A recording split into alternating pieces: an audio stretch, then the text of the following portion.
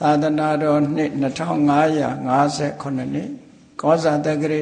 ရာ1385ခုနှစ်နောက်တစ်ခုလဆန်း14ရက်2014ခုနှစ်ဧပြီလ13ရက်မန္တလေးတိုင်းဒေသကြီးပြင်ဦးလွင်မြို့နယ်အောင်ချမ်းသာရွာဓမ္မသဟာယသာသနာစင်တာဓမ္မရတိမဟာဓမ္မတပါဓမ္မယုံ၌ဆင်းရင်ကျင့်ပပြုလုပ်အပ်သည့်တကြံအကျိုနေ့ညာဥယဓမ္မသဘင်အခမ်းအနားဝယ်ရန်ကုန်တိုင်းဒေသကြီးအင်းစိန်မြို့နယ်မိဘနှစ်ပါးဖြစ်ကြသောဦးလောက်အောင်ဒေါခင်မေရီတို့အားရည်စူး၍သားမောင်ချမ်းမြေအောင်နှင့်ဦးအောင်လွင်အောင်ဒေါအိန္ဒရာအောင်သားမောင်အောင်စီဖြိုသမီးမချောတိရီလွင်မိသားစုတို့ဤအမတဒါနဓမ္မဒါနအဖြစ်ဖြင့်ဟောကြားအပ်သောမြတ်ဗုဒ္ဓ၏အရဟံဂုဏ်တော်အကြောင်းတရားဒေသနာတော်ဒီကနေ့ညဓမ္မသဘင်ခန္ဓာကိုရှင်ဘုန်းတော်သခင်ရှင်တော်မြတ်ဖရာ၏မဟာကရုဏာဂုဏ်ကိုအာယုံပြုကာတိကျုဖွဲ့ဆိုအပ်သောဝန္ဒနာပနာမအာတိတဂါထာကိုရွတ်ဆိုပူဇော်ခြင်းဖြင့်စတင်ကြရအောင်ယောကပဂောတိဟိပိယပမေယံကာလံကရွန်တောတိဒုက္ခရာနိခေရံကတောလောကဟိတယာနာထောနမောမာကာရုဏိကတတတ္တယောနာထောဝိနိယမြာစွာတတ္တဝါဤချမ်းသာစီးပွားလိုလားတောင်းတဂုံပေါင်းခါသဖြင့်နာထမြညာခြင်းရှင်တော်မြတ်ဖရာသည်ကပ္ပဂောတိဟိမိဂရေကဘာအရေးအတွက်သင်္ချာတို့ဖြင့်တော်လဲအဘယ်မေယံရေတွေ့တိုင်းတာဖော်ပြခြင်းငါမစွမ်းနိုင်ပါသောကာလံလေးအသင်ချေသိနေကဘာရှိကြသောကာလပတ်လုံးလောကဟိတယတတ္တလောကဤအကျိုးစီးပွားအလုံးငါ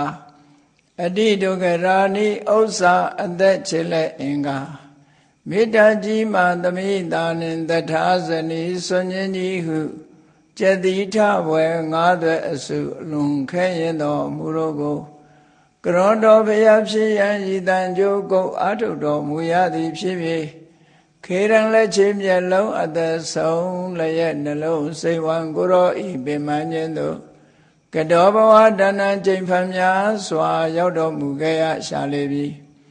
မဟာကရုဏီကတတတ္တဝါများယင်ဝေသားကဲ့သို့တနာချစ်ခင်မဟာကရုဏာရှင်ဖြစ်တော်မူသောဒါသနာတသဝိနည်းများစွာတတ္တဝါဤချမ်းသာစီးပွားလိုလားတောင်းတဂုံပေါင်းခါသဖြင့်နာထမြညာထိုရှင်တော်မြတ်ဖရာအားနမောယုတိပြောင်းပြောင်းမံကိုလျော်၍ကရောယုကျိုးရှိခိုးခြင်းသည်အထုဘဝတုစင်စစ်မသွေဖြစ်ပါစေတည်း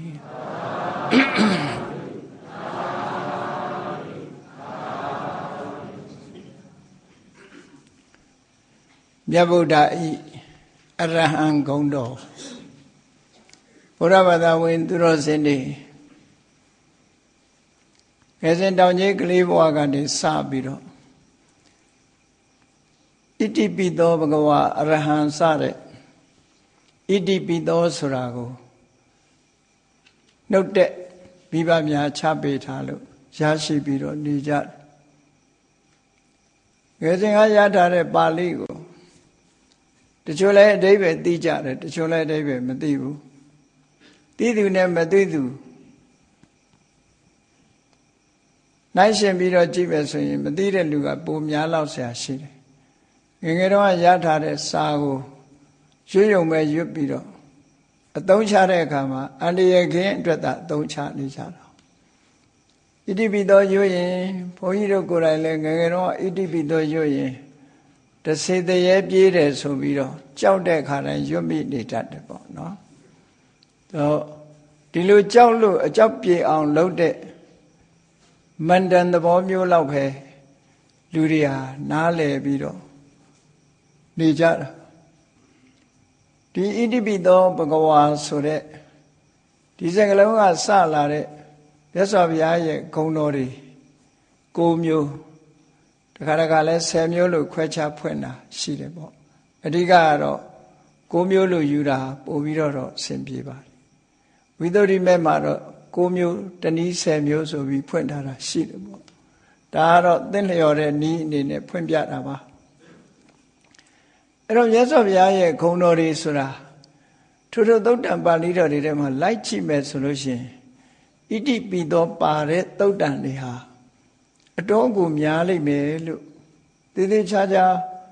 သူတေသနာလောက်ကြည့်မယ်ဆိုလို့ရှိရင်ဆိုပါစို့အင်္ဂုတ္တရနိကေမှာသုတ်ပေါင်း9000လောက်ရှိတဲ့ထဲမှာအနည်းဆုံးသုတ်1000လောက်မှာတော့ဣတိပိသောဆိုတဲ့စကားလုံးပါတာဖြစ်မယ်ပေါ့ဒါတော့များများမြတ်စွာဘုရားရဲ့ဂုဏ်တော်တွေကိုဖော်ပြတိုင်းဒီဣတိပိသောဘဂဝါဆိုတဲ့စကားလုံးကပါတယ်မြတ်စွာဘုရားရဲ့အရည်အချင်းလို့ဆိုဒီမှာဖျားဖြစ်တယ်ဆိုတာလောကမှာဗုဒ္ဓနဲ့ပြောကြတယ်ဖျားဆိုလို့ရှိရင်ဒီအရည်ချင်းတွေရှိရမယ်လို့ဆိုလိုတာနော်ဒီအရည်ချင်းတွေရှိမှဖျားလို့ဆိုလိုတာကဖျားရဲ့အရည်ချင်းသတ်မှတ်ချက်လို့ပြောရမှာပဲလောကမှာလည်းပဲလူတွေရဲ့အရည်ချင်းသတ်မှတ်ချက်တွေရှိတယ်လေအဲ့ဒီသတ်မှတ်ချက်အရလူတွေရဲ့အရည်ချင်းကိုထုတ်ဖော်ပြောကြတာဖျားဆိုတဲ့ပုဂ္ဂိုလ်မှာဒီအရည်ချင်းတွေရှိရမယ်လို့ပြောတာမြတ်စွာဘုရားကငါဟာဒီခုံနေနဲ့ပြည့်စုံတယ်လို့ကြွားလုံးထုတ်တာမဟုတ်ဘူးတချို့ကအဲ့ဒါလို့ထင်တယ်မဟုတ်ဘူးဖျားဆိုဒီမှာဖျားကိုးကွယ်ကြပြီလောကမှာဘုဒ္ဓပါတော်တုံးလို့ဘောဖျားပွင့်ဖို့ဆိုတာဓမ္မခဲရင်နဲ့ဓမ္မခဲရင်နဲ့ဖျားဆိုဒီမှာအခုလိုအရေးချင်းတွေရှိရမယ်ဆိုတာကိုသိရှိနားလည်ဖို့ဆိုလိုတာကနော်ဖျားမှန်ရင်တကယ်ဖျားဒီလိုအရေးချင်းတွေရှိဖို့လိုတယ်အေးဖျားလို့ဆိုပြီးတော့အရေးချင်းမရှိဘဲနဲ့ဖျားလုံနေတဲ့ပုံကိုယ်တွေကလည်းလောကမှာအများကြီးရှိတာအများကြီးရှိတယ်ဘာလို့အများကြီးရှိတော့ဆိုလောကမှာဖျားမပွင့်ခင်ကဗုဒ္ဓကောလဟလဆိုတာကျွတ်တင်ပြီးတော့ပေါ်ပေါက်နေတယ်တော့ခုခေတ်မှာတော့ကောလဟလဆိုရင်မမှန်ကန်တဲ့သတင်းလို့ဒီလိုအဓိပ္ပာယ်ယူဆကြတယ်ပါဠိစာပေမှာကောလဟလဆိုတာမမှန်ကန်တဲ့သတင်းလို့အဓိပ္ပာယ်မရဘူးတခုခုဖြစ်ပေါ်လာတော့မယ်ဆိုလို့ရှိရင်ကြိုတင်ပြီးတော့သတင်းတွေဖြစ်ပေါ်နေတတ်တယ်ပေါ့အဲ့ဒီကြိုတင်ပြီးတော့ဟိုနာကပြောလိုက်ဒီနာကပြောလိုက်နဲ့ဒီစကားတွေဟာလူတွေကြားထဲမှာရောက်ရှိလာတဲ့စကားသံတွေကိုကောလဟလလို့ခေါ်တာဟောအလုံးကြားဦးကြလိမ့်မယ်ကောလဟလဆိုတာ5မျိုးရှိတယ်ဖျားပွင့်တော့မယ်ဆိုလို့ရှိရင်လေဗုဒ္ဓကောလဟလလောကမှာဗုဒ္ဓဆိုတဲ့ပုဂ္ဂိုလ်များပေါ်လိမ့်မယ်ဆိုတာလူလောကထဲမှာနှစ်ပေါင်းများစွာကြိုတင်ပြီးတော့အတန်တွေထွက်လာတယ်နောက်တစ်ခုကစက္ကဝတ္တိကောလဟလစัจ java မင်းပေါ်လိမ့်မယ်ဆိုလည်းပဲကောလဟလတွေထွက်လာတယ်နောက်မင်္ဂလာကောလဟလအေးလောကမှာလူတွေကမင်္ဂလာရှိကြကြတယ်မြန်မာတွေဆိုလို့ရှိရင်မြန်မာတို့ရဲ့မင်္ဂလာပါဆိုတဲ့စကားနဲ့နှုတ်ဆက်ကြတယ်လူမင်္ဂလာဆိုတဲ့စကားလုံးရဲ့အဓိပ္ပာယ်မင်္ဂလာဆိုတာ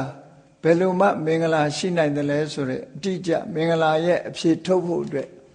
အဲ့ဒါလည်းပဲမင်္ဂလာကောလဟလဆိုတာမင်္ဂလာကိုအမှန်ကန်ပြောနိုင်တဲ့ပုဂ္ဂိုလ်ပေါ်လိုက်မယ်လို့ဒီလိုကောလဟလတွေဖြစ်တယ်ဟောနောက်တစ်ခုကျတော့ကပ္ပကောလဟလလို့ခေါ်တယ်ကဘာကြီးဘယ်တော့ပျက်စီးလိုက်မယ်ကဘာကြီးတော့ပျက်စီးတော့မှာပဲမကြာခင်ကတော့မှ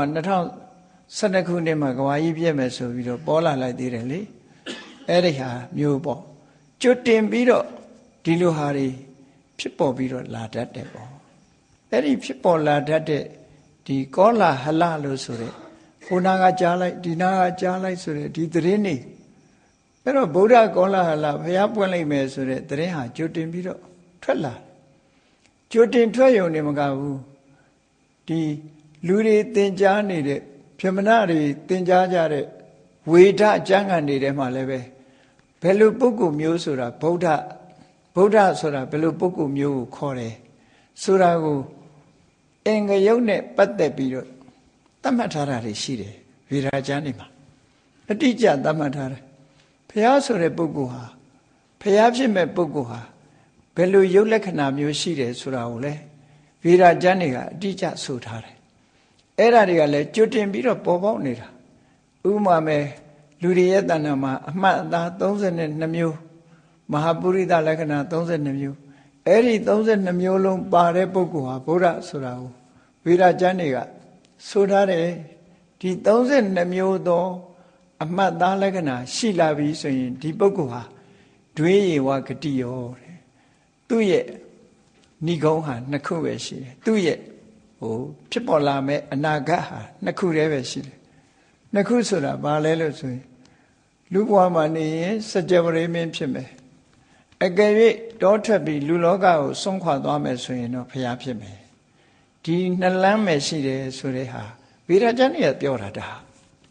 ဗေဒကျမ်းတွေကပြောတာအဲ့ဒီဗေဒကျမ်းတွေကပြောထားသည့်အတွက်ကြောင့်ဗြဟ္မဏတွေရဲ့အတိုင်းဝိုင်းမှာလည်းပဲဗုဒ္ဓဆိုတာကိုသူတို့က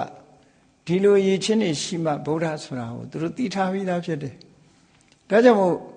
မြတ်စွာဘုရားပွင့်လာပြီးမပွင့်ခင်မှာငါဗုဒ္ဓနဲ့ဆိုပြီးတော့ဗုဒ္ဓအမိခံပုဂ္ဂိုလ်တွေဟာကောလာဟလတန်အောင်လိုက်ပြီးတော့ပေါ်လာတာတွေအများကြီးပဲပုရဏကသမလည်းသူကသူဗုဒ္ဓလို့ကျင့်ကြလိုက်တယ်သို့တော်လည်းဝေဒကျမ်းကနေနဲ့တိုက်ကြည့်တဲ့အခါမှာသူကကိုက်ညီမှုမရှိဘူးကိုက်ညီမှုမရှိဘူးသူ့ဘာသူပဲဗုဒ္ဓလို့နာမည်တတ်တယ်သို့တော်ဗေဒကျမ်းကနေကကိုက်ညီမှုမရှိသည့်အတွက်ကြောင့်သူ့ကိုအသိမှတ်မပြုဘူးတဲ့ပြီးတော့မက္ခလိဂေါသလလည်းငါဗုဒ္ဓဆိုပြီးတော့ဒဇင်ထောင်ပြီးတော့ပေါ်လာပြန်တယ်သူမှလည်းအတိုင်းဝိုင်းနေတော့ရှိတာပဲသူ့နောက်ကလူတွေကပဲဝိုင်းပြီးတော့လဲပြောကြတာပေါ့သင်္ဆေယဗေလထဗုဒ္ဓအဇိတကေသကမလပကုဒကိစ္ဆယနာနိဂန္ဓနာတဗုဒ္ဓလို့ဒီ6ဦးဟာနောက်လိုက်နောက်ပါတွေအလွန်များတယ်များတော့သူတို့ကလည်းဘယ်သူလဲလို့ဆိုရင်ငါဗုဒ္ဓပဲဆိုသို့တော့ဗြဟ္မဏတွေကဝေဒကျမ်းနေနဲ့တိုက်ဆိုင်ကြည့်တဲ့အခါမှာခုနကမဟာပုရိသလက္ခဏာတွေဆိုတာလည်းမတွေ့ရဘူးအရဟံစတဲ့အရည်ချင်းတွေနဲ့လည်းသူတို့မတွေ့ဘူးမပြည့်စုံဘူးဆိုတော့ဘယ်သူမှဗုဒ္ဓဆိုတာကိုနှစ်ကာယုံကြည်ကိုးကွယ်တာမရှိဘူးပေါ့သူယုံကြည်တဲ့ပုဂ္ဂိုလ်အချို့လောက်ကသာသူ့နောက်ကလိုက်ကြတယ်ပေါ့အဲ့တော့ဒီကောလာဟလနောက်မှာနောက်ဆုံးပေါ်လာတဲ့ပုဂ္ဂိုလ်ကဘယ်သူလဲလို့ဆိုရင်ဂေါတမဗုဒ္ဓပဲဂေါတမဗုဒ္ဓကြတော့ဗြဟ္မဏတွေကငကောလက်မခံမှုသူတို့လဲကြည်လီမြတ်စွာဘုရားစီမှာဒီထိတ်တန်းဗြဟ္မဏကြီးတွေပတ္တနိတိကောသလမင်းကြီးကမျိုးစားအဖြစ်ပေးထားတဲ့ပညာတတ်တဲ့နေရာမှာထိတ်တန်းမျိုးရိုးလဲအလွန်မြင့်မြတ်တဲ့ပောက္ခရတာတိတို့နောက်တစ်ခါမိဋ္ဌိလမျိုးကဒီဗြဟ္မာယုပုံနာကြီးတို့ဒီလိုအဲ့ဒီလိုဝေဒကျမ်းတက်ဆရာကြီးတွေကမြတ်စွာဘုရားစီလွတ်တယ်နောက်ပြီးတော့ပါရယဏတုံးမှာပါတယ်ဘာဝရီဆိုတဲ့ပုံနာကြီးကလည်းပဲဗုဒ္ဓဆိုတာနာမည်ကြီးတာဟုတ်မဟုတ်မင်းတို့စုံစမ်းကြဆိုပြီးတော့လွတ်တာအဲ့ဒီခေတ်ကဂေါတမဗုဒ္ဓစီမှာစုံစမ်းနေထောက်လှမ်းရေးတွေအများကြီးလွတ်တဲ့ထဲမှာပထမဆုံးလွတ်လိုက်တာတော့ဘာဝရီပုံနာကြီးကအရင်လွတ်လိုက်တာသူကဘယ်ရောက်နေတော့ဆိုဘာဝရီပုံနာကဟိုးအိန္ဒိယအလယ်ပိုင်းမှာရောက်နေတယ်သူကဂေါဒါဝရီမြစ်ကမ်းနားတိုင်းပြည်နှစ်ပြည်ရဲ့ခြားမှာကျွန်းမြေကြီးရှိတယ်အဲ့ဒီကျွန်းမြေကြီးပေါ်မှာသူကသူ့တပည့်ပရိသတ်တောင်းချီတဲ့ဟာနဲ့အဲ့ဒီမှာသွားနေတာသူကလောကကြီးကို renounce လုပ်ပြီးတော့ဝေဒကျမ်းကနေသင်ယူခြင်းပို့ချခြင်းကမ္မထမ်းကျင့်ခြင်းဆိုတဲ့ယောဂအကျင့်တွေသမထကျင့်စဉ်တွေကျင့်ပြီးတော့သူအဲ့ဒီသွားနေတာသွားနေတော့ဖះပွင့်ပြီလို့လဲသတင်းချရောသူတို့ရဲ့တွေသွားစုံစမ်းကြစမ်းသူမသွားခင်စုံစမ်းခိုင်းတယ်ဆရာကြီးတွေဆိုတော့ဗုဒ္ဓဟုတ်မဟုတ်မသိဘဲနဲ့ဘယ်တော့မှအယံမသွားဘူးသူတို့ကလည်းနာမည်ကြီးတဲ့ပုဂ္ဂိုလ်တွေဆိုဖះဟုတ်မဟုတ်စုံစမ်းခိုင်းတာဘာတွေနဲ့စုံစမ်းခိုင်းတော့ဆိုလို့ရှိရင်ဒီမဟာပုရိသလက္ခဏာဗေဒကျမ်းတွေမှာပါတဲ့အမှတ်လက္ခဏာတွေရှိမရှိပါမပါ32မျိုးလုံးရှိမရှိကိုသွားကြည့်ခိုင်းတာအဓိကအဲ့ဒါဘာဝရီပုံနာကြီးကဆိုလို့ရှိရင်ဘယ်လောက်ထိအောင်သူ့တပည့်တွေကိုမှားလိုက်တော့ဆိုရင်အေးမင်းတို့ဖျားဆိုလို့ရှိရင်ကွာတဲ့ပါဇက်ကထုတ်ပြီးတော့မေးခွန်းထုတ်เสียမလို့တဲ့မင်းတို့စိတ်ထဲကမေးတယ်ဖျားဆိုရင်မင်းတို့စိတ်ထဲကမေးတဲ့မေးခွန်းကို तू နှုတ်ကဖြေလိုက်မယ်ဒီလိုတော့မှားလိုက်တာနော်ဖျားဆိုတာသိဖို့အတွက် သူလှုပ်မှားလိုက်တာအဲ့လိုမှားလိုက်တဲ့အတိုင်းပဲသွားပြီးတော့စုံစမ်းထောက်လန်းကြတာမြတ်စွာဘုရားမှာ32ပါးသောယောက်ျားမြတ်လက္ခဏာတွေတွေ့ရတယ်တွေ့ရုံနဲ့မကဘူးခုနကစိတ်ကူးတဲ့ကနေပြီးရှုပ်ဝက်ထားတဲ့မိကုန်းနေစိတ်နဲ့မေးတယ်သူကဘာဝရီပုံနာကြီးကအသက်ဘယ်လောက်ရှိပြီလဲတို့တပည့်ဘယ်နှဦးရှိသလဲတို့မဟာပုရိသလက္ခဏာသူ့မှာဘယ်နှခုရသလဲဆိုတာစိတ်ထဲကနေမေးတာမေးလိုက်တော့မြတ်စွာဘုရားနှုတ်ကနေထုတ်ပြီးတော့ဖြေလိုက်တာမေးတဲ့အချိန်လေးမှာအဲ့ဒါကြောင့်မလို့သူတို့တအံ့တော်နဲ့ဘာဝရီရဲ့တပည့်တွေဟာအားလုံးမြတ်စွာဘုရားကိုသူတို့သိချင်တဲ့လေးနဲ့တဲ့မိကုန်းတွေကိုမေးထားအဲ့ဒီသုတ်တံပါရယဏဒေသနာဆိုပြီးတော့ပြည့်ပြည့်စုံစုံဘုန်းကြီးတို့ရှင်းဟောထားတာရှိတယ်ပေါ့နော်နောက်လဲစာအုပ်လဲထွက်လာဖို့ရှိတယ်ပေါ့ဒါကအများဒီစာအုပ်တွေကဒါတွေကဘုရားတရားတော်တွေဟာတိမ်မြုပ်နေတာအဲ့ဒီလိုမြတ်စွာဘုရားကိုလာရောက်စုံစမ်းတယ်နောက်ဗြဟ္မာယုပုံနာကြီးဆိုတာဟာအသက်120ရှိပြီသူမလာခင်သူ့ရဲ့တပည့်ဥတ္တရလူလင်ဆိုတာကိုလွတ်လိုက်တယ်လွတ်လိုက်တဲ့အခါတပည့်ကဘယ်လိုလုပ်စုံစမ်းရမှာတော့ဆိုတော့မင်းကလည်းကွာငါသင်ပေးထားတဲ့မဟာပုရိသလက္ခဏာကျမ်းနေရှိတယ်မဟုတ်လားတဲ့အဲ့ဒါနဲ့တိုက်ပေါ့တဲ့ဆိုပြီးမှားလိုက်တာသွားတိုက်တာအဲ့ဒီလူကမြတ်စွာဘုရားနာမှာနှစ်ချီကြအောင်နေသွားတယ်နေပြီးတော့အသေးစိတ်ဘုရားကြောင့်မှနေပြီးတော့ထောက်လန်းတာပေါ့ခုခေတ်လို့ဆိုရင်ဘုရားကြောင့်မှကိုကြာကြီးနေပြီးထောက်လန်းတာသူက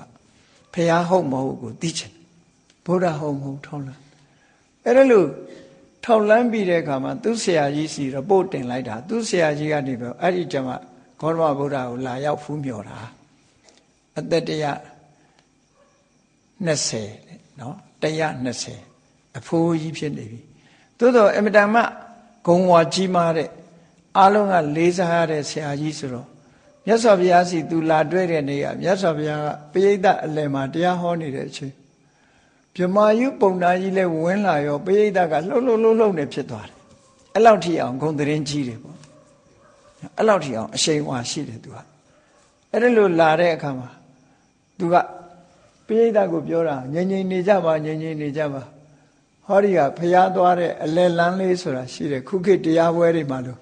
ဓမ္မအဓိကဆရာတော်တွေကြွဖို့ဆိုပြီးတော့လမ်းလေးခြံထားတာရှိတယ်အဲ့ဒီလမ်းကနေပြီးတော့သူဖျားနေထီအောင်ရောက်လာပြီးတဲ့အခါမှာသူတပည့်ထောက်လန်းပြီးတော့တင်ပြထားတဲ့ report အတိုင်းပဲမြတ်စွာဘုရားကိုသူက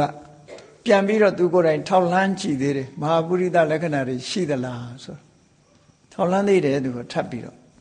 သူတို့ကြည့်တာနဲ့သိတယ်နော်နှစ်ဖူးရည်ဒူးရည်ပေါ့ဗျာခြုံပြောလိုက်လို့ရှိရင်လူရဲ့နှစ်ဖူးရည်ဒူးရည်ဆိုတာရုပ်လက္ခဏာသွင်ပြင်နေအလုံးကိုကြည့်လိုက်တာနဲ့ဟာတို့စာထဲမှာဆိုထားတာနဲ့အကုန်ကြိုက်တယ်ပေါ့ကြိုက်တယ်ဆိုပြီးတော့မှဗြဟ္မာယုပုံနာကြီးဟာမြတ်စွာဘုရားကိုအာရပါယဘုရားခြေပမိုးကိုခေါင်းနဲ့တိုက်ပြီးတော့သူဟာဗြဟ္မာယုပုံနာကြီးပါဆိုတာကိုအာရပါယရှ िख ိုးတယ်ရှ िख ိုးပြီးတော့ဘုရားကိုရှောက်တယ်ဒီလိုထောက်လိုင်းရည်တွေလိုက်တာသူတို့ကတခါပဝရတ္တိပုံနာကြီးကလည်းအမ္ပထဆိုတဲ့လူလွင်ကိုလွတ်ပြီးတော့မြတ်စွာဘုရားဟုတ်မဟုတ်တိုက်ဆိုင်ခိုင်းတယ်သတင်းထောက်လန်းခိုင်းတယ်ထောက်လန်းပြီးပြီဆိုတော့မှသူတို့လာကြတာပေါ့ဒါကမြတ်စွာဘုရားလက်ထက်ကဗုဒ္ဓဟုတ်မဟုတ်ဆိုတာတွေကမဟာပုရိသလက္ခဏာနဲ့တိုက်ဆိုင်တယ်အရည်ချင်းအားဖြင့်ကတော့တမ္မာအားဖြင့်ပုဂ္ဂိုလ်တွေမသိနိုင်ကြဘူးဒါကြောင့်မို့ဗုဒ္ဓရဲ့အရည်ချင်းဆိုဒီမှာအရဟံသမ္မာသမ္ဗုဒ္ဓောဝိသစရဏတမ္ပန္နောသူကတောလောကဝီတုအနုတ္တရောပုရိသဓမ္မတာရတိတတ္ထာဒေဝမနုဿန္နံဗုဒ္ဓောဘဂဝါဆိုတဲ့ဒီရည်ချင်းတွေနဲ့ပြည့်စုံတဲ့ပုဂ္ဂိုလ်မျိုးမှသာလေဖျားဆိုတာဖြစ်တယ်ဒီရည်ချင်းမရှိရင်ဖျားမဖြစ်ဘူးအဲ့တော့ဣတိပိသောဆိုတဲ့ဗုဒ္ဓဂုဏ်တော်ပါတဲ့သုတ်တန်တွေကအလွန်ပဲများတယ်ဒီထဲမှာအရဟံနဲ့သမ္မာသမ္ဗုဒ္ဓောဒီဂုဏ်တော်နှစ်ခုကတော့ဖျားနဲ့ပတ်သက်လာလို့ရှိရင်မပါတာကိုမရှိဘူးကြံတဲ့ဂုဏ်တော်တွေကတခါတရံမှပါတယ်နော်ကြံတဲ့ဂုဏ်တော်တွေကကြည့်လေခုနကရွတ်သွားတဲ့နမောတတ္တတွေပဲကြည့်နမောတတ္တဘဂဝတောအရဟတောသမ္မာသမ္ဗုဒ္ဓတ္တဆိုတဲ့သုံးခုပါနေတယ်လေအရဟတောဆိုတာအရဟံကိုပြောတာသမ္မာသမ္ဗုဒ္ဓောဆိုတာသမ္မာသမ္ဗုဒ္ဓကိုပြောတာဘဂဝတောဆိုတာနော်ဒီဘဂဝါဂုဏ်တော်ကိုပြောတာဟ ဂုဏ်တော်သုံးပါးသုံးမျိုးဟာဒါအမှန်မှအရေးပါတယ်ပေါ့ဒါကြောင့်မို့ဒီကနေ့မြတ်ဗုဒ္ဓရဲ့အရဟံဂုဏ်တော်ဆိုတာကိုသိရှိနားလည်ကြရအောင်စာပေကျမ်းဂန်မှာဘယ်လိုရေးသားထားသလဲဘယ်လိုရှင်းထားသလဲဆိုတာနားလည်ဖို့အမှန်မှအရေးကြီးတယ်စကားလုံးလေးကသုံးလုံးနဲ့ပဲရှိတယ်အခရာသုံးလုံးနဲ့ပေါင်းစပ်ပြီးတော့ဖွင့်ပြထားတဲ့စကားလုံးလေးဟာအရဲ့ရရဲ့ဟာရဲ့ဒီသုံးလုံးလေးပဲဖြစ်ပြီပဲလို့အဓိပ္ပာယ်တွေဖွင့်ဆိုထားတဲ့အခါကျတော့အ ਨੇ ဆုံးဒီစကားလုံးလေးကဖော်ပြတာအဓိပ္ပာယ်၅မျိုးတဲ့ဖော်ပြထားတာရှိတယ်ပေါ့နော်အဲ့ဒီဖော်ပြထားတဲ့အတိုင်းဘုန်းကြီးတို့တွေဗုဒ္ဓနုတ္တိဘာဝနာပွားပြီဆိုတဲ့အခါမှာဒီအရဟဆိုတဲ့စကားလုံးလေးရဲ့အရဟံဆိုတဲ့စကားလုံးလေးရဲ့အဓိပ္ပာယ်ကိုအာယုံပြုပြီးတော့မြတ်စွာဘုရားကိုအရဟံလို့ခေါ်တာဟာဒီဂုံတူးနဲ့ဂုံတူးဝိသေသနဲ့ချီးကျူးခံရတာဟာတာမန်ပေါက်ကိုပုဂ္ဂိုလ်မဟုတ်ဘူး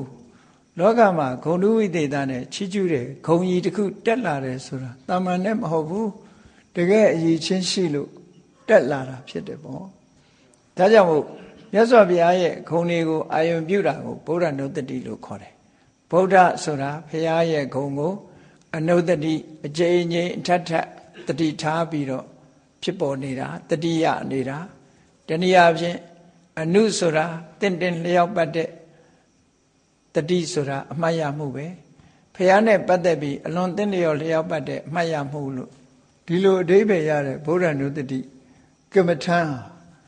ဘုရားကိုအာယုံပြုနေတာနဲ့ပဲဒါဟာသမထကမ္မထံတစ်ခုဖြစ်တယ်ပေါ့သမထကမ္မထံနဲ့မကဘူးဗုဒ္ဓနုတ္တိကိုအခြေခံလို့ရှိရင်ဗုဒ္ဓနုတ္တိကမ္မထံသည်ဝိပဿနာဉာဏ်ဖြစ်စေဖို့အတွက်ကြီးမားသောအထောက်အကူတစ်ခုဖြစ်တယ်ပေါ့အလွန်ကြီးကျယ်သောအထောက်အကူဖြစ်ပြီးတော့လူတွေရဲ့တဏ္ဍာမှာသရာစွမ်းအားတွေဖွံ့ဖြိုးတိုးတက်သွားစေနိုင်တယ်ဒါကြောင့်မို့ဗုဒ္ဓနုတ္တိဘာဝနာဟာအလွန်ကြီးမားတဲ့အရေးချင်းရှိတယ်လို့စာပေကျမ်းဂန်တွေမှာဆိုထားတာပေါ့ဘာဝနာထဲမှာတော့အမြတ်ဆုံးဘာဝနာလို့ဒီလိုပြောတာအဲ့တော့ဂုဏ်တော်ပွားများပြီဆိုလို့ရှိရင်တော့ဘယ်လိုပွားရမလဲဣတိပိသောဘဂဝါဣတိပိဆိုတာကအကြောင်းကိုရည်ညွှန်းတာသောဘဂဝါကိုယ်စိတ်ထဲမှာသောဘဂဝါ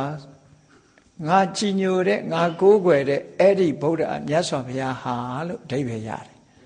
သောဘဂဝါဆိုတာဒီငါကြည်ညိုကိုးကွယ်တဲ့တလောလကလုံးကလေးစားရတဲ့ဗုဒ္ဓဆိုတဲ့ပုဂ္ဂိုလ်သူမြတ်ဟာဒီနေရာမှာဘဂဝါလို့ခေါ်လိုက်တာအလွန်လေးစားတတ်တဲ့ပုဂ္ဂိုလ်တွေကိုသုံးတဲ့အိန္ဒိယစကားလုံးတစ်ခုပဲခဏတောင်မှပဲအိန္ဒိယနိုင်ငံမှာဘဂဝံလို့သုံးနေရှိတယ်တကယ်ကြီးမားတဲ့ပုဂ္ဂိုလ်တွေကိုဘဂဝံလို့သုံးတယ်သူတို့နော်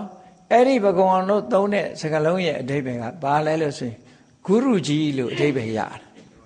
ဂုရုကြီးထဲမှာပို့ပြီးတော့လေးစားတဲ့ဂုရုကြီးတွေကြတော့ဘဂဝံလို့ခေါ်လိုက်တာသူတို့ဒါအိန္ဒိယနိုင်ငံအသုံးစကားတစ်ခုပဲဘဂဝံဆိုတာအလွန်ကိုကြီးမြတ်တဲ့သူတို့လေးစားရတဲ့ပုဂ္ဂိုလ်ပေါ့အလွန်လေးစားတတ်တဲ့ဂုရုကြီးတွေဒါကြောင့်မို့လို့အထက်ကရာဆရာကဘဂဝါတိဂုရုဒီလိုဖွင့်တာဘဂဝါတိဂရုဂရုံဟိလောကေဘဂဝါတိဥစ္စာတိလောကလူတွေကလေးစားအပ်တဲ့ဂုရုတွေကိုဘဂဝံလို့ခေါ်ကြပါတယ်ဆိုတာဒီပါဠိစာပေမှာနေမဲ့ဒီဟာဖွင့်ဆိုပြထားတာရှိတယ်အထက်ကရာကျမ်းတွေဟာအဲ့တိုင်ပဲရေးတယ်နော်ဘဂဝါတိဂရု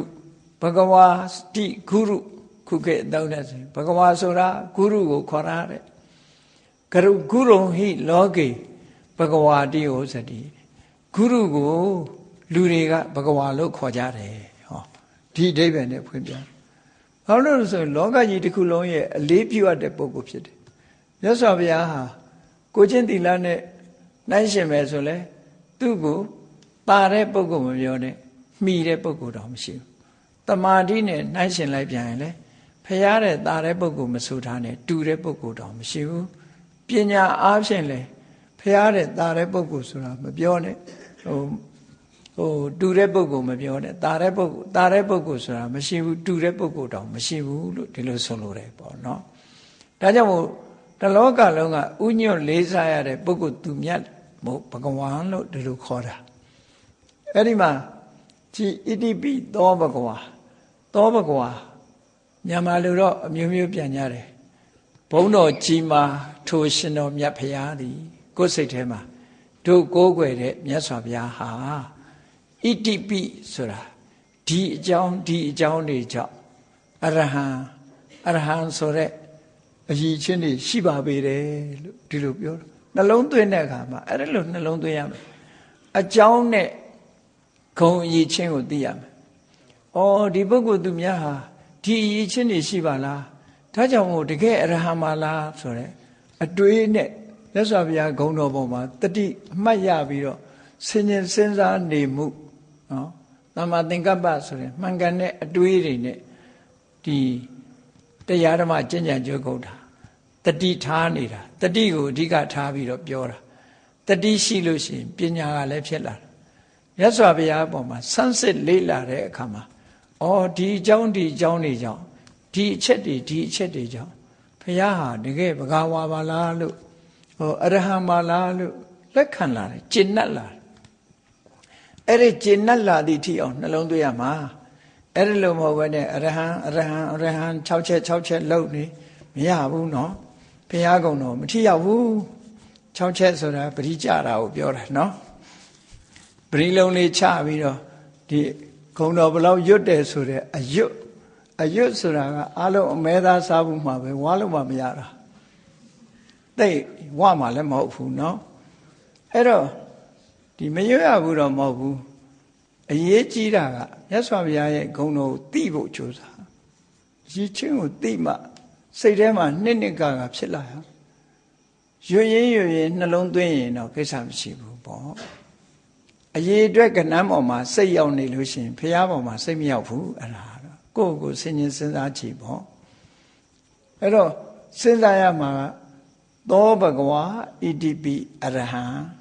သောဘဂဝါဣတိပိသမ္မာသမ္ဗုဒ္ဓောလို့ပါဠိလိုကြတော့ဒီလိုပြောမြန်မာလိုပြောတဲ့အခါတို့ကိုးကွယ်တဲ့မြတ်စွာဘုရားဟာဒီအချက်တွေကြောင့်အရဟံဂုဏ်တော်နဲ့ပြည့်စုံပါပေတယ်လို့စိတ်ထဲမှာသဘောကျလာသည့်ထိအောင်အကျဉ်းအထတတိမပြတ်တတိကပ်ပြီးတော့စဉ်းစားဆင်ခြင်သုံးသပ်နေဖို့လိုတယ်ဒါကိုဗုဒ္ဓနုတ္တိဘာဝနာပွားတယ်လို့ခေါ်တာအဲ့ဒီလိုသာစနစ်တကျပွားမယ်ဆိုလို့ရှိရင်ဂုဏ်တော်ပွားနေတဲ့အချိန်မှာရာဂဒေါသမောဟဆိုတာတွေဖြစ်မှာမဟုတ်ဘူးနော်အမှန်တမ်းကြည်နူးဝယ်ရာတွေ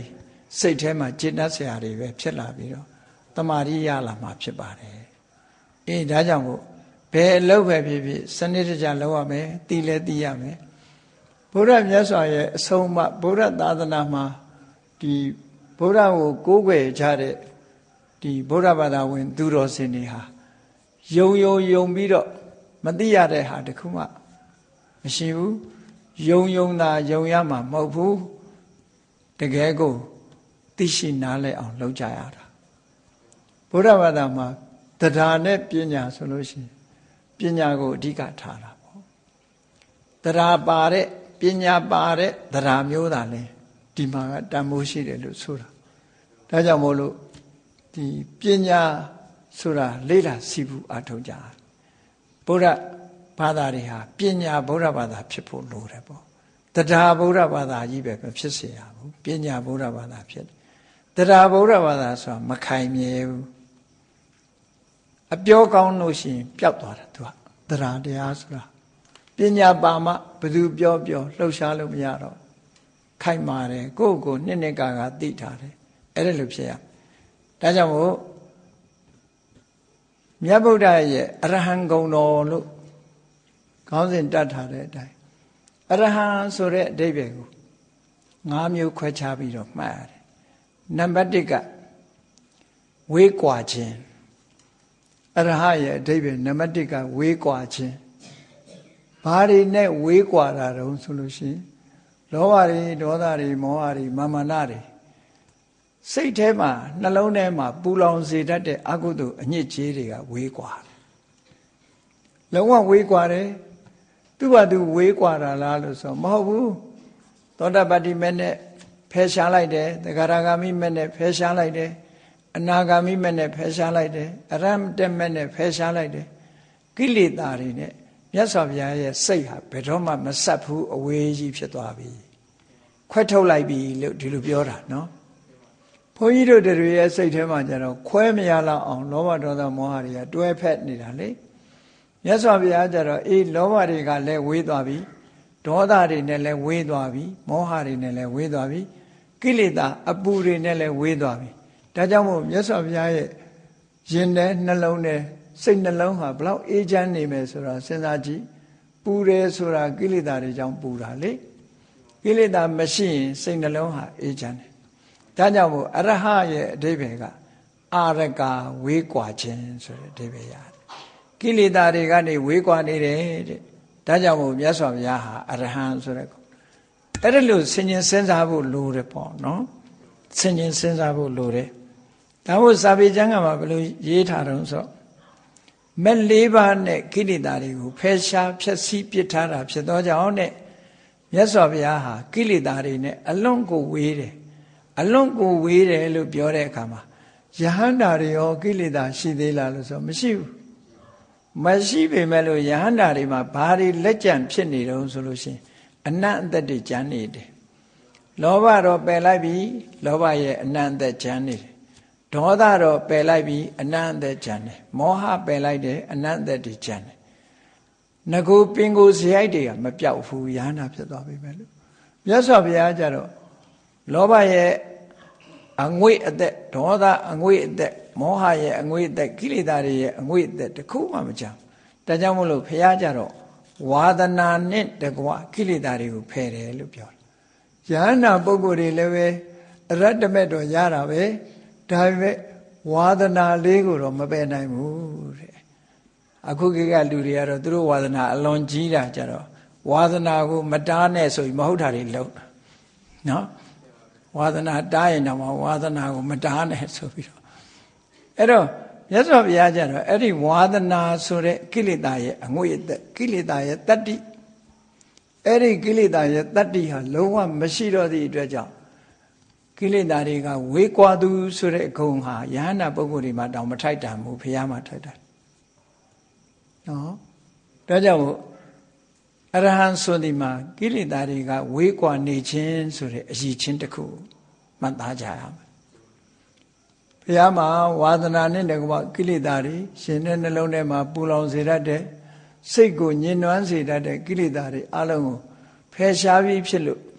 ကိလေသာအညစ်အကြေးတွေကကင်းဝေးကွာနေတဲ့ပုဂ္ဂိုလ်မြတ်ဖြစ်သောကြောင့်အရဟံလို့စိတ်ထဲမှာဒီလိုနှလုံးသွင်းရမယ်အကျဉ်းချင်းအထက်ထက်ဒါလေးကြီးပဲတွေးနေခုခေတ်ကတော့လူတွေလောက်တတ်ပါတယ်လေသချင်းဆိုတာတောင် repetition နေအများကြီးလေအဲ့တော့ဂုံတော်ကြတော့ repetition လုပ်လိုက်ပေါ့အဲ့လိုကလားတွေတောင်မှသချင်းဆိုရင်ဘုံလေးခောက်ပြီးစီတာရန်နဲ့တဏိကုံလုံးနော်အော်နာတဏိကုံအော်နာသူတို့ဒီစကလုံးလေးတစ်လုံးနဲ့တင်အော်တာအများကြီးမဟုတ်ဘူးအဲ့တော့ဒီကိုယ်တဏ္ဍာမှာဒီ repetition ဖြစ်နေအောင်ကိလေသာတွေကဝေးကွာနေလို့ဝေးကွာခြင်းဆိုတဲ့အကြောင်းကြောင့်ဒုကိုးကွယ်တဲ့မြတ်စွာဘုရားဟာ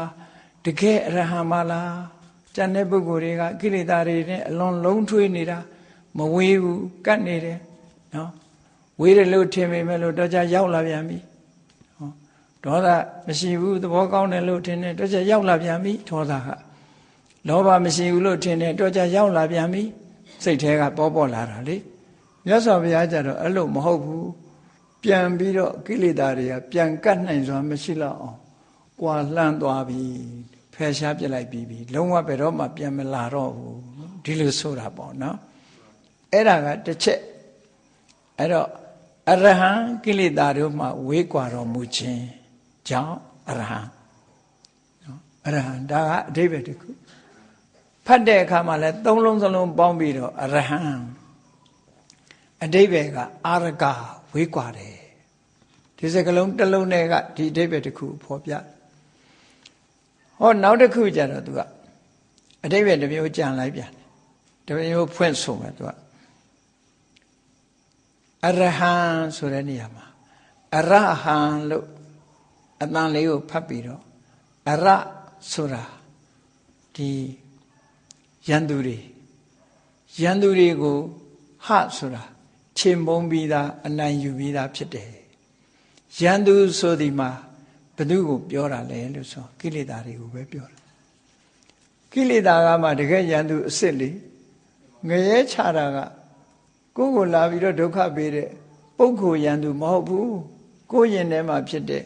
ကိုမွေးထားတဲ့ဒေါသဆိုတဲ့ရန်သူလောဘဆိုတဲ့ရန်သူမောဟဆိုတဲ့ရန်သူကကိုယ်ငရဲချတာသူလောက်ကိုယ်ကိုဒုက္ခပေးတာရှိမှမရှိတာအပြင်ဘက်ကလူကဒုက္ခပေးတယ်ဆိုတာယမယံခါသာပေးလို့ရတာလေအဲ့တော့ဒုက္ခပေးလို့ရန်သူလို့ခေါ်မယ်ဆိုလို့ရှိရင်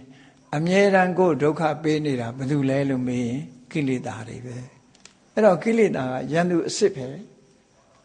စိတ်ညစ်ရတာဘယ်သူကြောင့်သူ့ကြောင့်အစင်မပြေဖြစ်ရတာဘယ်သူကြောင့်ပျော်မှဆိုမှတွေဖြစ်တာဘယ်သူကြောင့်သူ့ကြောင့်ဟောအားလုံးလောကကြီးမှာမဖြစ်ချင်တာတွေဖြစ်နေတာဘယ်သူကြောင့်သူ့ကြောင့်ဟောသူ့လောက်ကိုယ်ဒုက္ခပေးတဲ့ပုဂ္ဂိုလ်ပဲရှိမလဲနော်မုန်းစရာကောင်းတဲ့ရန်သူအစ်စ်ဟာကိုယ်ရင်ထဲနှလုံးထဲမှာဖြစ်နေတဲ့လောဘဒေါသမောဟတွေသာဖြစ်တယ်အဲ့ဒီလောဘဒေါသမောဟဆိုတဲ့ရန်သူတွေကိုအနိုင်ယူပြီးတော့ဖယ်ရှားပစ်ပြီးသားဖြစ်သောကြောင့်အရဟံအဲ့ဒီစကားလုံးကပါဠိမှာအရိဟနအရိဆိုတာရန်သူကိုခေါ်တယ်ဟဆိုတာဖြည့်ဆည်းထားတာဖြည့်ဆည်းပြလိုက်တာရန်သူတွေကိုခြေမှုန်းပလိုက်တာအဲ့တော့အရိဟကနေအရဟံဖြစ်လာတယ်လို့ဒီလိုဆိုထားတာအဲ့တော့အဲ့ဒီစကားလုံးပြောင်းလဲမှုတွေကိုအသာထားအရဟံမိမိကိုဒုက္ခပေးနေတဲ့ကိလေသာရန်သူတွေကိုအားလုံးအနိုင်ယူထားပြီးသူဖြစ်တယ်ယူထားပြီးခြင်းကိလေသာအားလုံးကိုခြေမုံပြီးဖြစ်ခြင်းရန်သူမရှိတော့ဘူးလို့ဆိုလို့တယ်ဘုရားရန်သူမရှိဘူးဆိုဒေဝဒတ်တို့ဘယ်သွားထားတော့လို့မေးကောင်းမေးလိုက်မယ်အပြင်ရန်သူအဲ့ဒါနော်ဘုရားမှာကိလေသာရန်သူဆိုတာမရှိတော့ဘူးလုံးဝမရှိတော့အတွင်းရန်အပြင်ရန်ဒါကြောင့်မလို့အရဟံကိလေသာရန်သူတွေကိုခြေမုံဖြည့်ဆည်းပြီးဖြစ်သူလို့ဒီခြေမုံဖြည့်ဆည်းခြင်းလို့ဒီအဓိပ္ပာယ်ဟာဒုတိယအဓိပ္ပာယ်တစ်ခုလို့ဟောသောဘဂဝါထိုဘုန်းတော်ကြီးမှာရှင်တော်မြတ်ဖရာဟာဣတိပိကိလေသာရန်သူတွေကိုအပြည့်သက်ခြေမုံထားတဲ့အရေးချင်းရှိသောကြောင့်အရဟံအရဟမြည်တော်မူပါပေတယ်တကယ်အရဟပဲကိလေသာတွေကိုအနိုင်တိုက်ပြီးသားပုဂ္ဂိုလ်တွေကိုအရဟလို့ခေါ်ရမယ်ဆိုရင်မြတ်စွာဘုရားကသာတခါတည်းလက်ဆက်တခါတည်းနှလမ်းမထုနိုင်အောင်ခြေမုံထားတာကြံတဲ့ပုဂ္ဂိုလ်တွေကအနိုင်ရတယ်ဆိုတာခိတ္တခဏပဲပြောတာမြတ်စွာဘုရားအနိုင်ရလိုက်တဲ့ခိသိတာကဘယ်တော့မှနောက်ကျောင်းပြန်လာတာမရှိဘူးတဲ့အပိသတ်နိုင်တာပေါ့ဒါကြောင့်မို့လို့အရဟံရန်သူတွေကိုအနိုင်ရသူလို့ခေါ်ခြင်းခေါ်ရင်မြတ်စွာဘုရားကိုသာလင်ခေါ်ရမှာဖြစ်တယ်ပေါ့ဒီရည်ချင်းကိုစိတ်ထဲကနှလုံးသွင်းပြီးတော့အရဟံဆိုတဲ့ဂုဏ်တော်ကိုအာယုန်ထဲမှာကြည်နူးလာသည့်ထိအောင်အကျဉ်းချင်းထပ်ထပ်အမှတ်ရဖို့ပဲဒါကိုဗုဒ္ဓနုတ္တိလို့ခေါ်တာနော်ဟောနောက်တစ်ခုကဘာတော့ဆိုလို့ရှိရင်အဲ့ဒီအရဟံကိုပဲအရဆိုတာတန်တရားစပင်းကြီးရဲ့အကန့်နဲ့အရဆိုတာအကန့်ကိုဟဆိုတာဖြည့်ဆည်းတာအကန့်တွေကိုဖြည့်ဆည်းပြီးဖြစ်သူဖြည့်ဆည်းပြီးခြင်းဒါကတော့တင်စားပြီးတော့သုံးတဲ့စကားလုံးတစ်ခုပေါ့တန်တရားစက်ဝန်းကြီးကိုကြည့်လိုက်မယ်တန်တရားစက်ဝန်းကြီးကဘာနဲ့ဥပမာတူတော့ဆိုလှဲပီကြီးနဲ့အလားတရံတူတယ်ပရိစ္ဆေသမုပ္ပါဒ်ကိုကြည့်လိုက်မယ်ဆိုလို့ရှိရင်လှဲပိန်းကြီးရဲ့တရံဖြစ်တယ်ပေါ့ဒါကြောင့်မို့စက်ဝိုင်းကြီးနဲ့မိုးကုတ်ဆရာတော်ကြီး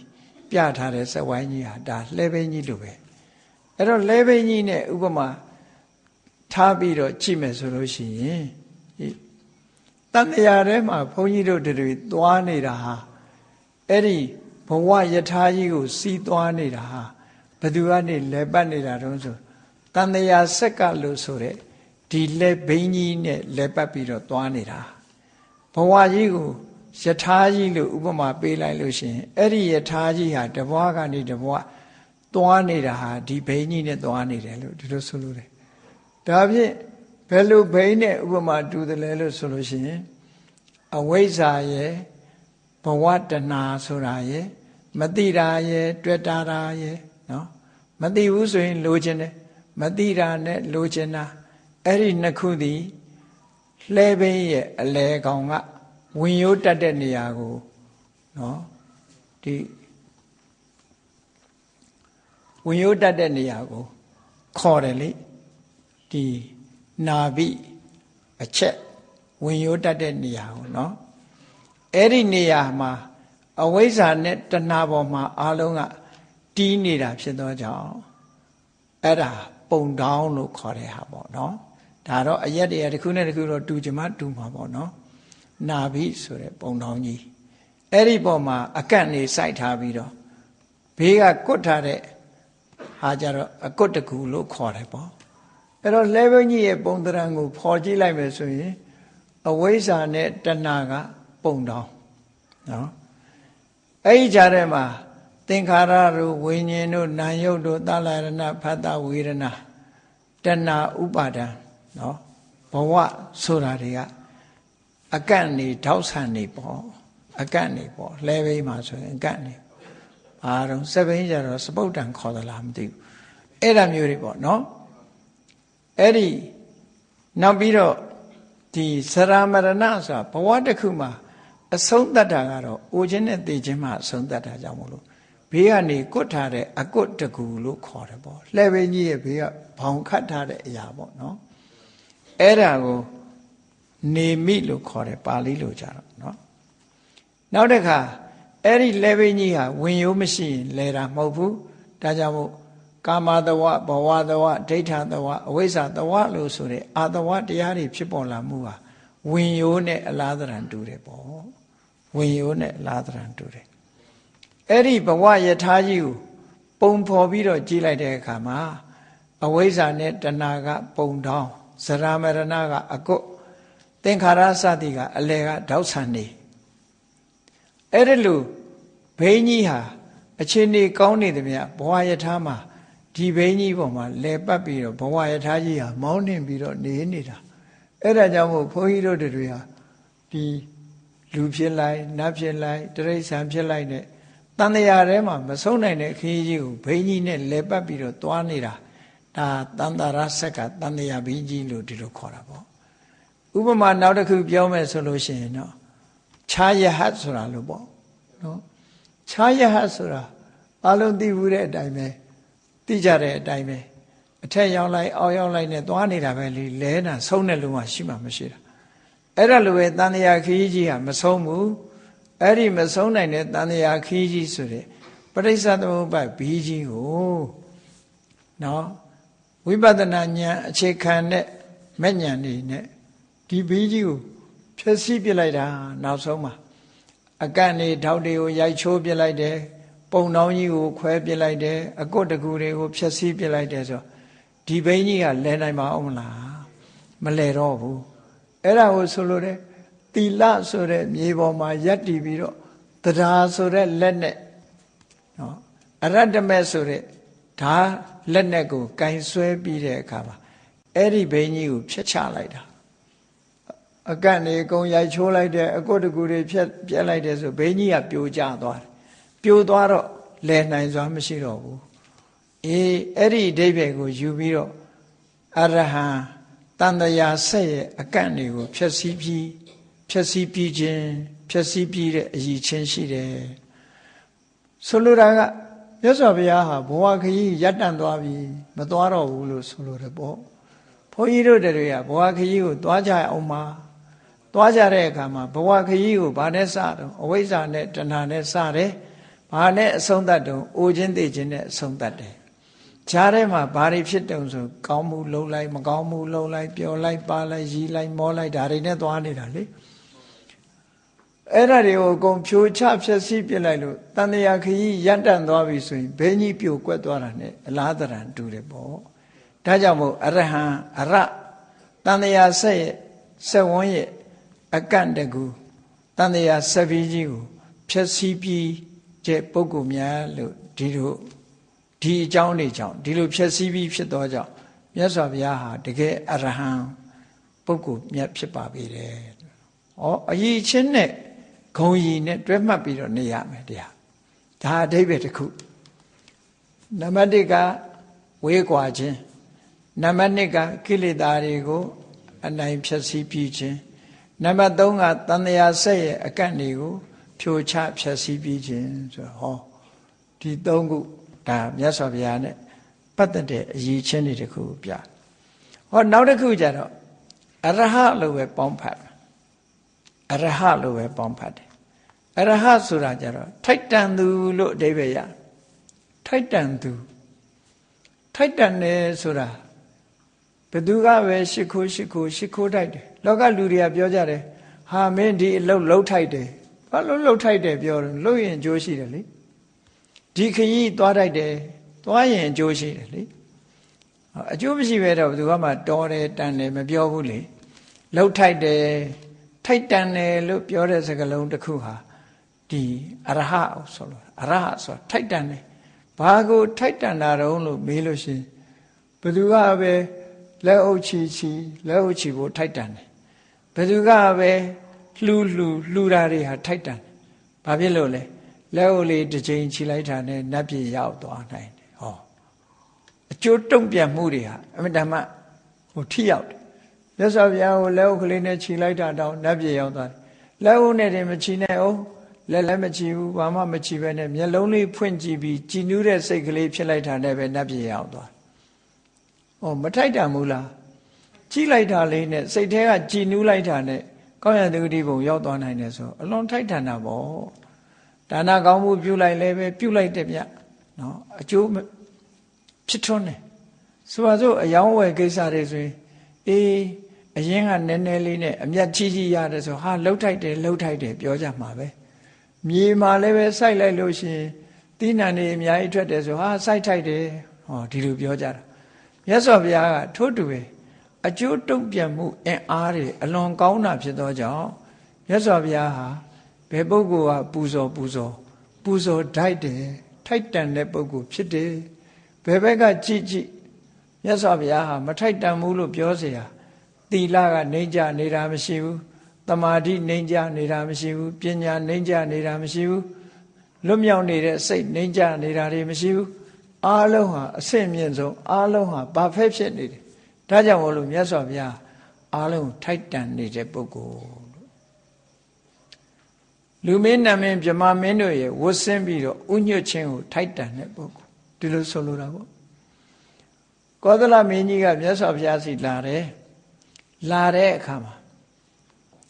ကောသလမင်းကြီးကလူအစင်တန်းနဲ့ပြောမယ်ဆိုရင်မြတ်စွာဘုရားတဲ့တာတယ်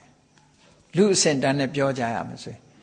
ကောသလမင်းကြီးကကာတိကောသလနှစ်နိုင်ငံကိုအုပ်စိုးတဲ့ဧကရိဘုရင်ကြီး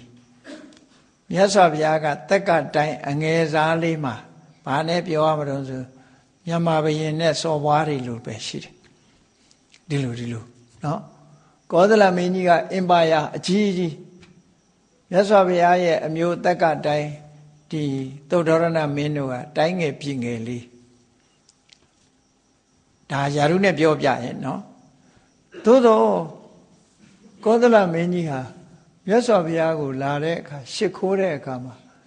ယာရုတို့မျိုးရိုးတို့ကြည့်လိုက်မယ်ဆိုလို့ရှိရင်ဒါယာရုနဲ့ကြည့်မယ်ဆိုသူ့အောင်ငယ်တယ်လေ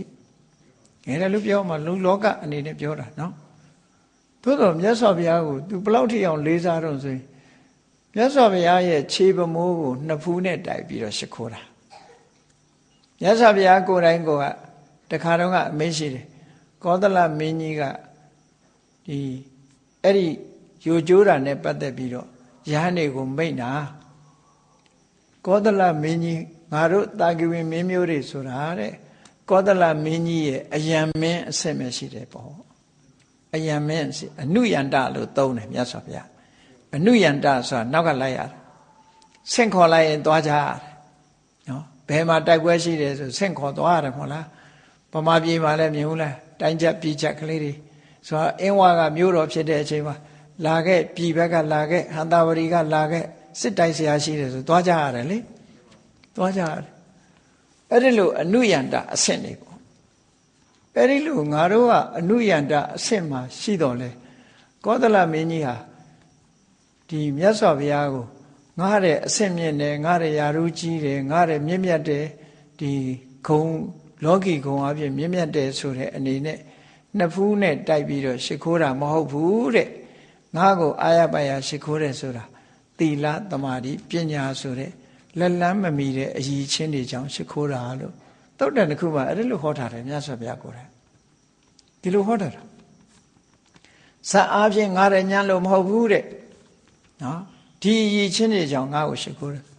အဲ့တော့ကောသလမင်းလို့တိုင်းပြည်နှစ်ပြည်ထိုခေတ်ကတိုင်းကြီးပြည်ကြီးကိုအုပ်စိုးတဲ့ဧကရာဇ်ဘုရင်ကြီးကနှစ်ဖူးနဲ့ခြေပမိုးကိုတိုက်ပြီးတော့ရှ िख ိုးတယ်အဲ့ဒီလိုရှ िख ိုးရလောက်အောင်ဖားကြောင့်ရှ िख ိုးတာတော့ဆိုသီလအားဖြင့်တာလွန်မြင့်မြတ်လို့တမာရီအားဖြင့်တာလွန်မြင့်မြတ်လို့ပညာအားဖြင့်တာလွန်မြင့်မြတ်လို့ရှ िख ိုးတိုက်တဲ့ဂုံကြီးတွေဟာထိုက်တန်လွန်အားကြီးလို့မြတ်စွာဘုရားကိုရှ िख ိုးတာတဲ့ဟောအဲ့ဒါကိုပြောတာအရဟံထိုက်တန်သူဆိုတာထိုက်တန်တယ်အာရပါယကြီးညိုလေးစားတိုက်တဲ့ပုဂ္ဂိုလ်အေးလူမင်းကသာရှ िख ိုးတာလားဆိုဘယ်ဟုတ်မှာတော့တရားမင်းကြီးတာဝရိန္ဒာနတ်ပြည်တို့နတ်မှန်သမျှအဲ့နာလေးကတာဝရိန္ဒာနဲ့စတုမာတွေနတ်ပြည်နှစ်ပြည်ကိုအုပ်စိုးထားတာနော်ဝရစိန်လက်နဲ့ကြီးကင်ထွက်လာလို့ရှိရင်အလုံးကကြောက်ကြတယ်တရားမင်းကြီးလေတရားမင်းကြီးဟာအင်တမပါဝါကြီးတယ်ဒါပေမဲ့လို့မြတ်စွာဘုရားကိုဥတိုက်တယ်ဒီလိုဆိုတာနော်အဲ့ဒီအထက်ကနတ်တွေလည်းထို့တူပဲနောက်ဆုံးမှာတဟံပတိပြမမင်းကြီးဆိုသူကအတိတ်ဘဝတုန်းကကတ္တဝဘုရားရဲ့လက်ထက်မှာတဟကဆိုတဲ့ယဟန်ဖြစ်ပြီးတော့ပထမဇန်ရလို့ယဟန်ဘဝကနေဇန်နဲ့တင်ပဲပြန်တော်မူသွားတော့အဲ့ဒီမှာတဟံပတိပြမသွားဖြစ်တယ်ယဟန်တစ်ပါးကနေဘုန်းကြီးတစ်ပါးဖြစ်သွားတယ်ပြမအဲ့ဒီမှာကျတော့တဟံပတိလို့ခေါ်တယ်လူပြေတုန်းကတော့တဟကလို့ခေါ်တယ်သူဟာအလုံးသိတဲ့အတိုင်းတရားဟောဖို့တောင်းပန်တဲ့ပုဂ္ဂိုလ်ကြီးပဲတောင်းပန်ပြီးတဲ့အခါမှာသူပန်းကုန်းကုန်းတာပန်းကုန်းကလည်းသေးသေးမဟုတ်ဘူးမြင့်မို့တောင်တော့အလုံးရှိတဲ့ပန်းကုန်းကြီးကုန်းတာမပြီးနိုင်ဘူးအလုံးမပြီးတော့တကိုးနဲ့ကုန်းတာမဟုတ်ဘူးသူကြကြနနကိုစိတ်ပါဝင်စားစွာပန်းကိုကုန်းတာပန်းကုန်းနေတော့နောက်ဆုံးမှာမြတ်စွာဘုရားဓမ္မစကြာဟောသွားပြီး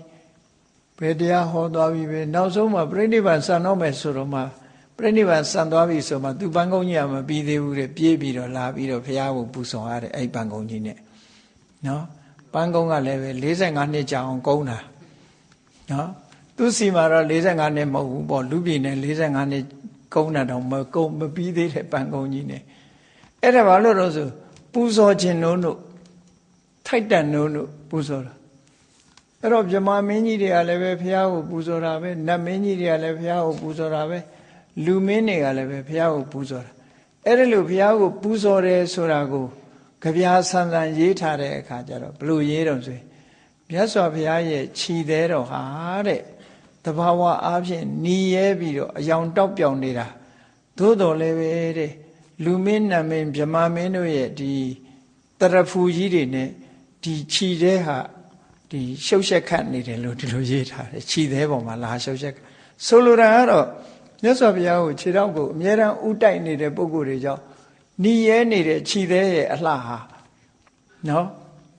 ဟိုရောင်ဒီရောင်နေနဲ့ရောထွေးကုန်တယ်လို့ဒီလိုဆိုလိုတာမပြတ်ဘူးအဲ့တော့အဲ့ဒါဟာဘာလို့ဆိုထိုက်တန်သူပဲထိုက်တန်သူအရဟံထိုက်တန်သူဆိုတာအေးတလောကလုံးကဘယ်လိုပဲဒီမြတ်စွာဘုရားကိုလှူဖះဟာဖះတဲ့ပစ္စည်းကတန်သွားတယ်လို့မရှိဘူးတဲ့ဒါမှမဟုတ်ခဏခေတ်တောင်ကြည့်ကြမြတ်စွာဘုရားကိုဇေဒီတွေတည်ပြီးတော့ကိုးကွယ်ကြတယ်ရုပ်ပွားတော်တွေထူပြီးတော့ကိုးကွယ်ကြတယ်ကိုးကွယ်လို့ပါမဆုံးနိုင်ဘူးလေထိုက်တန်သူဖြစ်လို့ဒီလိုလုပ်ကြတယ်လို့ဆိုတာဒါအရဟံခဏတိအောင်ကိုးကွယ်စိတ်ကပ်နေကြတော့မယ်ဒီလိုဆိုလိုတာပေါ့နော်အေးနောက်တစ်ခုကတော့ဘာလို့ဆိုအရဟံကိုအရဟံလို့ဆိုပြီးတော့ရဟဆိုတာကွယ်ရာလို့အဓိပ္ပာယ်ရတယ်အဆိုတာမရှိဘူးကွယ်ရာမရှိဘူးမြတ်စွာဘုရားမှာကွယ်ရာရဲ့လို့မရှိဘူးဆိုလိုတာကတိတ်တိတ်ပုံလူမသိသူမသိလှုပ်တဲ့အကုသိုလ်ဆိုတာသူမှမရှိဘူးလို့ဆိုလို့ စာထဲမှာဘယ်လိုရေးထားတော့ဆိုလောကေပဏိတမာနိနောဘာလာကိုပညာရှိကြီးလို့ထင်ကြတဲ့လူမိုက်တွေဟာတဲ့ပညာမဲ့တဲ့ပုဂ္ဂိုလ်တွေဟာအတ္တိလောကဘယေနဟိုလူကအပြစ်တင်မှာတော့မကောင်းတဲ့ရင်တွေထွက်မှကြောက်တယ်နော်မကောင်းတဲ့ရင်တွေထွက်မှကြောက်တော့ဘာလုပ်လဲရဟောပပံကရွန်တီတဲ့တိတ်တိတ်ကလေးမဟုတ်တာလုပ်တယ်တဲ့ကွယ်ရကြတော့မဟုတ်တာလုပ်ကြတယ်တဲ့ဒါလောကကြီးကအများစုကိုပြောပြတာနော်ရှေ့မှာတော့ဟန်ကြီးပန်ကြီးနဲ့နေပြီးတော့ကွယ်ရကြတော့မဟုတ်တာလုပ်နေတာတွေအများကြီးရှိတယ်ပေါ့ဒီလိုဆိုလိုတာပေါ့မြတ်စွာဘုရားကြတော့အဲ့လိုမဟုတ်ဘူးနဂရာစိကရောတိ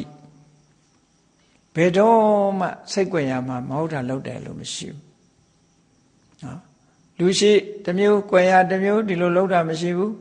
စိတ်ကြွယ်ရဆိုတာမြတ်စွာဘုရားမှာမရှိဘူးတာမန်ပုဂ္ဂိုလ်တွေကြတော့စိတ်ကြွယ်ရဆိုတာရှိနေသေးတယ်စိတ်ကြွယ်တယ်ဆိုတာဖုံးကွယ်ထားတာတွေရှိနေတတ်သေးတယ်လို့ပြောတာမြတ်စွာဘုရားမှာဖုံးကွယ်ထားတာတခုမှမရှိဘူးဖုံးကွယ်ထားတာမရှိလို့အရဟဖုံးကွယ်ရှို့ဝဲထားတာမရှိဘူးလို့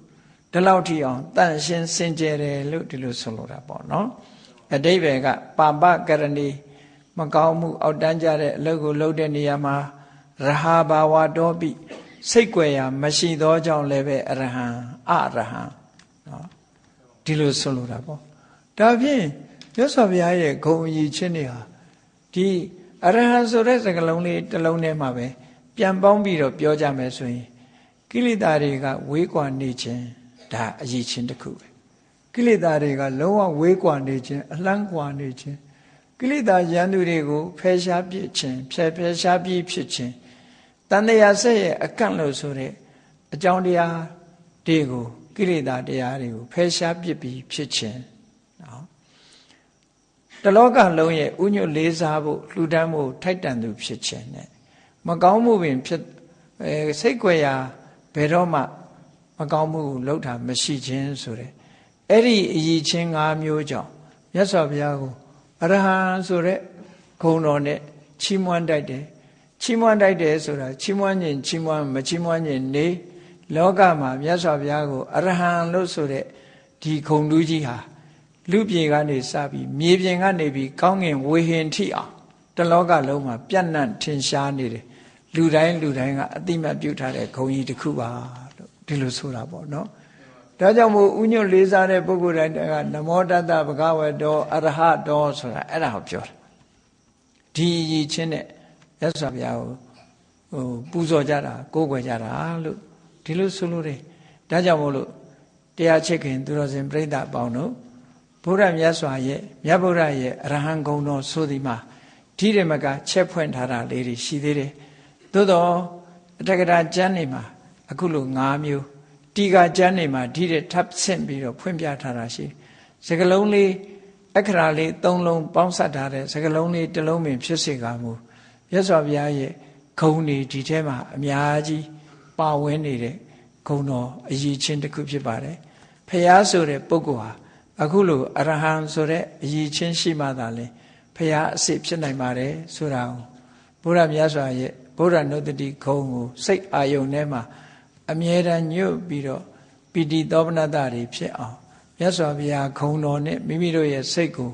လွှမ်းထုံထားနိုင်အောင်ကြိုးစားအားထုတ်နိုင်ကြပါစေကုန်သတည်း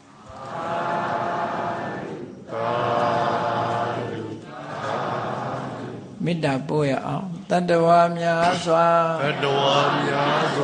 ဘေးရန်กว่าချမ်းသာကြပါစေ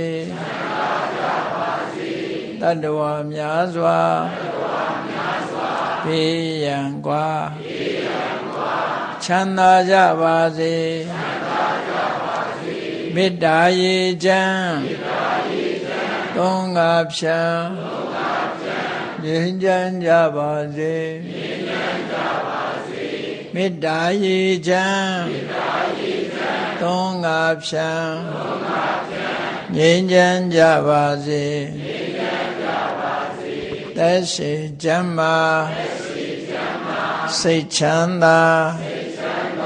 လူရဆန္ဒပြည့်ပါစေသက်ရှိချမ်းသာစိတ်ချမ်းသာ လိုရာဆန္ဒပြည့်ပါစေဖုံလန္တာဒုက္ခပင်ကစားမေတ္တာပုံနေတုသင်္ကမမနောတရာတိတဝေတံဘဝယန္တုဒုက္ခနကမေတ္တာပုံနေတုသင်္ကမစုပေါင်းပုအမေတ္တာတဟုရောင်မြူပါဝင်ငွေလာမင်းနှင့်ရောင်ခြင်းရှက်ယုံပေါင်းဆောင်ရခြင်းကြောင့်သဗ္ဗေတံကျွမ်းမဲ့ဥဒ္ဒုံလုံးစုံများစွာတတ္တဝါတို့၏မနောတရာတိမြမြဖြူစင်အေးကြည်လင်းသည့်ရေစဉ်ပြည့်တင်းစိတ်နှလုံးတည်ဟုသောရေအိုင်ကြီးအတွင်၌ဒုက္ခပင်ကစားစင်ထာဝရအေးမြจิตာတာယာပွင့်လန်းချမ်းသာဒုက္ခတိဟုသောကုမုဒ္ဒရာဇာဗန်တို့သည်ဖုံးလန္တာဝန္တာရွှင်မြူဝုံမုံလူလျက်ကြည်နူးဝဲကြုံဖူးပွေးညအကုန်သည်ဖြစ်၍ဒုက္ခနကလေအောင်လေတဲ့ရောရှက်သင်ပြန့်ပိဋိတိဟုသောယနန်တို့သည်